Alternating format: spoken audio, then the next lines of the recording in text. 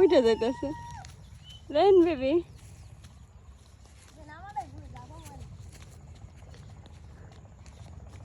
বাবা যাবে